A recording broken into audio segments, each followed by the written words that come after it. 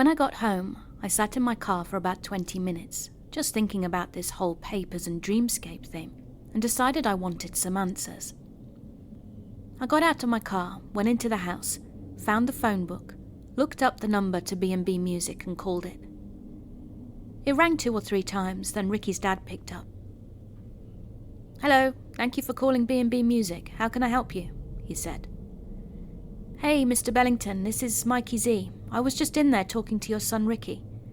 "Hello, son. Is everything okay?" he asked. "Yes, sir, everything's fine. I was just wondering if I could talk to Ricky again, please." "Sure," he said. "Let me get him for you. But please don't tie up the phone line for too long." "I won't, sir," I replied. "Richard," he yelled again. "Pick up the phone, it's for you." "Okay, Pop," I heard Ricky say in the background. "Hello?" "Okay, Pop, I got it," Ricky said loudly. Then I heard the click of the other phone hang up. I said to Ricky sternly, "Ricky, it's Mikey Z, we need to talk. I need answers and I need them now." "Calm down, man," Ricky said. "No, this has been bugging me for 3 days now." "What has?" he asked. "I don't want to talk about it over the phone. What time do you get off?" And 5 o'clock was his reply. "Okay, meet me at Rocket Ship Park at 5:30. And you better have some answers or I'm quitting the band," I demanded. "No, man, don't do that. I'll tell you everything I know. But there's only one problem. I don't have a car. Can you pick me up at the store?" he asked. "Yeah, man, why not?" I answered, slightly agitated. "I'll see you at 5. "Cool, thanks," he said, then hung up the phone. I hung up too and decided to have some coffee to calm myself down. I sat at the kitchen table drinking coffee for the next 2 hours, and I drank the whole pot. I had to piss so bad and my eyes were floating, so I went to the bathroom and handled my business. When I came back out, I realized it was about 4:45, and I had to get to the store to pick up Ricky. I ran upstairs to my bedroom and got the papers out of my desk drawer. Then I put them in my front right pocket, since I still had my keys and wallet in their respective pockets. I headed out to my car, started her up and drove to the store. I got there a little after 5 when Ricky was just coming out to meet me. "Hey man, thanks for picking me up," he said. "No problem, get in." He opened the passenger side door and got in. "Damn dude, this car is bitchin'," he said. "Thanks, I like it," I replied. We drove for about 20 minutes until we arrived at the park. Now, Rocket Ship Park was named so because of the huge rocket ship slide that sat in the middle of it.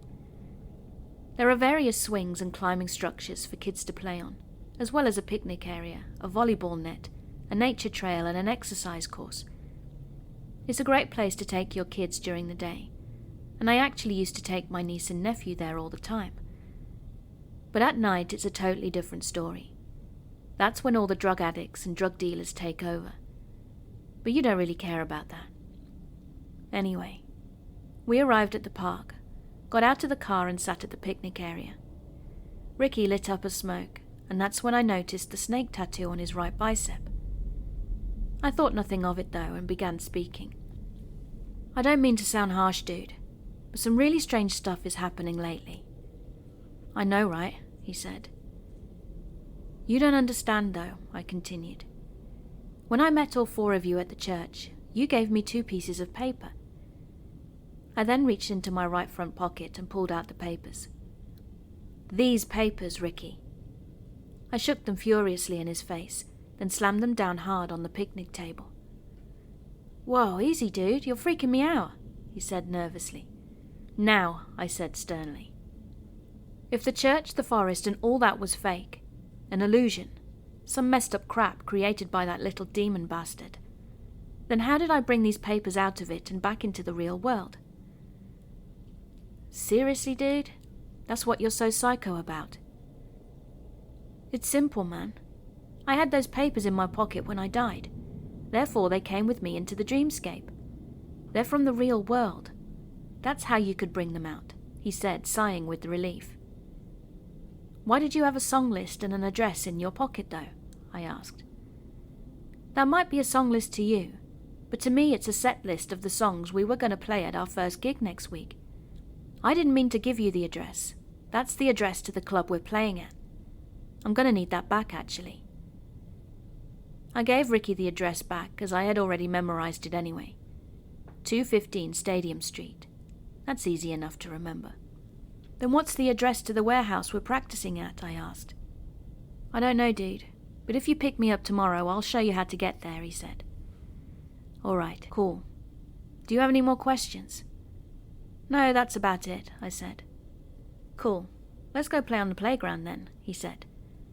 And as he got up, he motioned for me to come along. So I figured, why not? There's nobody here. Ricky and I spent the next half hour sliding down the slides and playing on the swings, even doing a few exercises on the exercise course. That was until park security kicked us out, as apparently you had to be under 16 to play there. Now, I don't care who you are, male or female, adult or child. The thought of sliding down a 30-foot-high slide gets your heart racing. Anyway, I drove Ricky home. Well, not exactly to his house.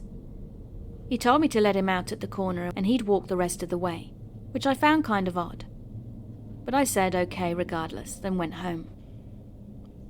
That night and the next 2 days were rather uneventful, until Friday came. You remember what happens on Friday, right? My big date with Susan. I woke up that morning very excited, and I couldn't sit still, anticipating the night's events. You see, I'd had a massive crush on Susan ever since kindergarten, when I'd accidentally dropped my cookie on the floor during snack time. She offered to share her cookie with me, and that was the best tasting cookie I'd ever eaten. I was so amped up that morning that I helped my mum, who was off that day, do some chores around the house. I did dishes, swept and mopped the floors, did laundry, vacuumed the carpets, and all kinds of other stuff. Then 5:30 came around, so I decided it was time to get a shower and get dressed for my date. After a nice shower, I put on some cologne, Polo to be exact, and wrapped in a towel I went to my room to get dressed. Now the girl of my dreams is finally going out with me, after all these years, so I wanted to impress her. I went to my closet, and way in the back on the left were a couple of old dress pants, different coloured button-up shirts, and a couple of ties that I had before I went all heavy metal. I got dressed into a pair of black dress pants and an olive green shirt with a black tie that had a picture of Scooby-Doo on it. Susan always liked Scooby-Doo, so I figured that might get me some brownie points. I didn't have any dress shoes or black socks, so I snuck into my dad's room and borrowed a pair of his socks, then put on my black Nikes. I then went to the bathroom mirror to take a look at myself, and I looked like a corporate soup monkey. But damn, did I look good. This will surely impress her, I thought. It was now about 6:15, so I went downstairs to have a cup of coffee. If you haven't figured it out, I drink coffee like a fish drinks water. Then my mum took one look at me and said, "Zoinks," obviously referring to my Scooby-Doo tie. Then asked jokingly if I was her son and what did I do with her real son. "Very funny, Mum," I said. "Seriously," she replied. "Why are you all dressed up?" "I got a date tonight, Mum," I said proudly. "You got a date? With who?" "With Susan, Mum," I replied. "Susan from down the street? The girl you've been drooling over for years?" "Yes," I replied. Well, good luck, son. I hope you have a good night." "So do I, Mum," I replied. Then I poured a cup of coffee, added cream and sugar, and sat at the table talking to my mum. Once I'd finished, I looked at the clock and it was 6:45. I figured I'd leave then, so I could stop at Barnaby's, the local grocery store, and get a nice bouquet of roses for Susan. But that place has a really bad vibe, so I just went in, got what I wanted, and got the hell out of there as fast as I could. Dad was just getting home as I was leaving, and after I'd gotten the roses, I got back in my car and headed over to Susan's house. I arrived a little bit early, so I sat in my car as my heart beat a mile a minute, and I was sweating from nervousness. I was sure glad I put on deodorant. Anyway, the time finally came when I got out of the car, roses in hand, walked up to her front door and rang the doorbell. I stepped back, held the roses in front of me, and waited for someone to answer the door. Mere seconds went by when I heard the doorknob turn and saw it open up. Susan stood there and my eyes widened, my jaw dropped, and I started to feel a slight tingling sensation in my lower abdominal area. Yeah, there. Anyway, I will never in my life get the absolutely breathtaking vision that I saw that night out of my head. Susan stood before me looking like a rock goddess. She was wearing a pair of skin-tight jeans that hugged every curve, a loose-fitting leopard print belt, a blue Joan Jett and the Black Hearts t-shirt, a studded dog collar around her neck, black nail polish on her fingers, and 3-inch heels with little white lace around the top. She smirked a little bit, covering her mouth when she saw what I was wearing, and I felt like a complete idiot. "What are you wearing?" she asked with a smile. "I like your tie, though," she said. "Yeah, well, I wanted to impress you," I replied. "I wanted to impress you too." We shared a laugh about the whole situation. Then I asked if it would be all right if I went home so I could change. "As long as I can go with you," she said, and I smiled and handed her the roses. "Of course you can," I said. The movie didn't start till 9, so we had plenty of time, and we walked hand in hand to my car. I opened the door for her. She got in and put the roses on the dashboard. She then looked up at me with those gorgeous green eyes and smiled as I closed the door. I then ran around to my side of the car, got in, and started her up. We arrived at my house and I asked her, "Would you like to come in?"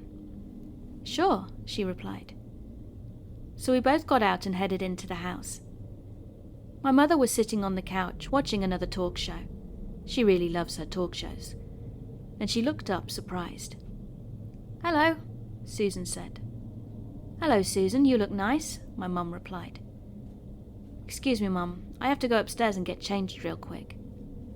I went upstairs and changed into my metal gear and came back down, and Susan and my mum were sitting on the couch laughing when I got there. "Excuse me, Mum," I said.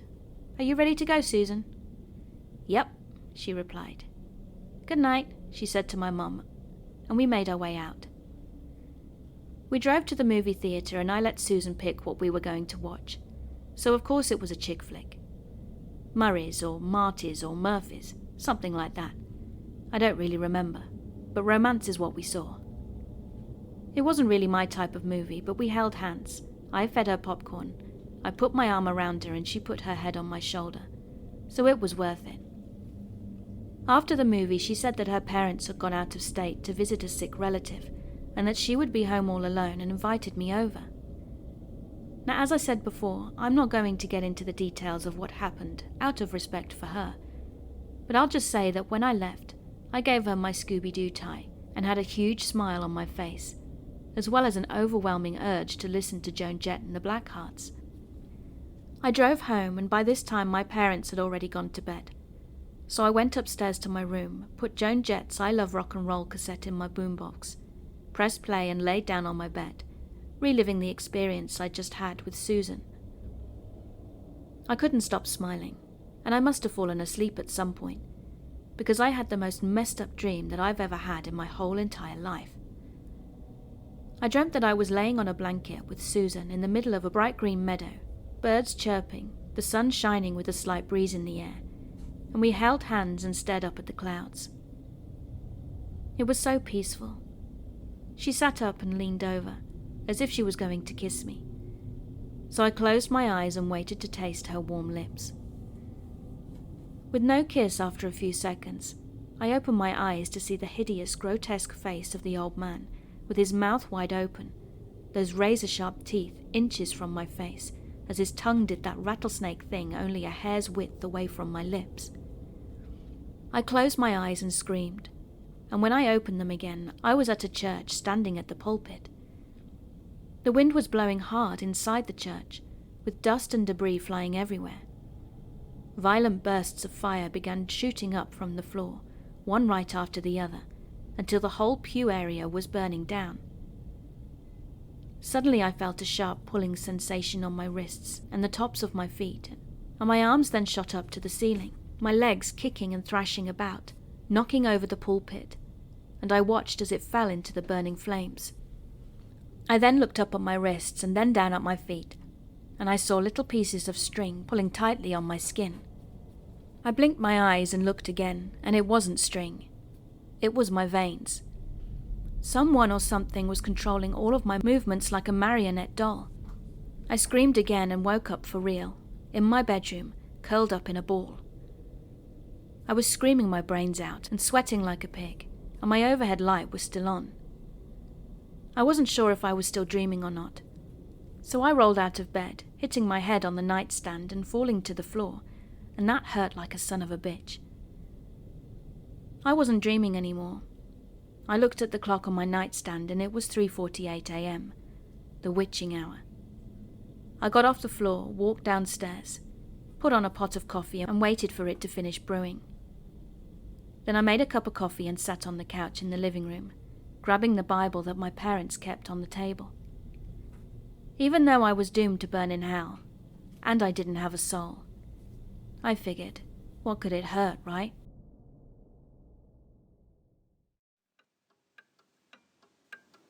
Hey, thanks for listening.